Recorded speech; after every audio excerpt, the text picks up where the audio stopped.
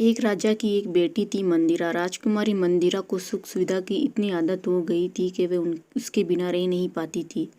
वह अपने पिता की बहुत ही लाडली थी। जब वह बड़ी हुई तो उसके पिता उसके लिए एक अच्छा वर ढूंढने लगे। एक दिन एक युवक राजा के पास आया। उसने राजकुमारी का हाथ राजा से मांगा। राजा ने बहुत देर तक उस युवक से बात की। उसके बाद वह युवक से राजकुमारी का विवाह करने के लिए तैयार हो गया।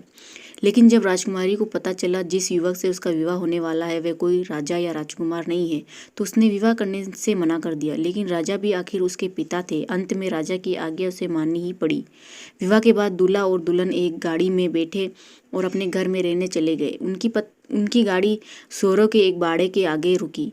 वहीं एक झोपड़ी भी थी। युवक ने कहा, हमारा घर आ गया, आओ अंदर चले। राजकुमारी को ये देखकर बहुत आश्चर्य हुआ कि उसके पिता ने उसका विवाह एक सूअर पालने वाले से कैसे कर दिया। लेकिन अब वे कुछ भी नहीं कर सकती थी। उसके पति ने उसे कहा, अब यही तुम्हारा घर है, कल से तुम मेरे काम में मेरी मदद करना। राजकुमारी को ये सोचकर भी घिन आती थी कि उसके चारों ओर सूअर घूम रहे हैं, जबकि उसका पति आराम से वहां रह रहा था। धीरे धीरे राजकुमारी को सूअरों के बीच रहने की आदत पड़ने लगी। वह अपने पति की मदद भी करने लगी। कुछ महीने बीत गए। अब तक राजकुमारी घर का सारा काम अपने आप करना सीख गई थी, बल्कि उसे ये सब करने में मजा भी आने लगा। एक दिन अचानक उसका पति उसे बिना कुछ कहे कहीं चला गया। काफ़ी देर हो गई, वह वापस नहीं आया। वहाँ फिर एक बग्घी आई। देखने में वह किसी राजा की बग्घी लग रही थी। बग्घी के कोचवान ने राजकुमारी मंदिरा से कहा, आपको हमारे राजा साहब ने बुलाया है, आइए मेरे साथ चलिए। मंदिरा अब कोई राजकुमारी नहीं बल्कि एक साधारण सूअर वाली थी।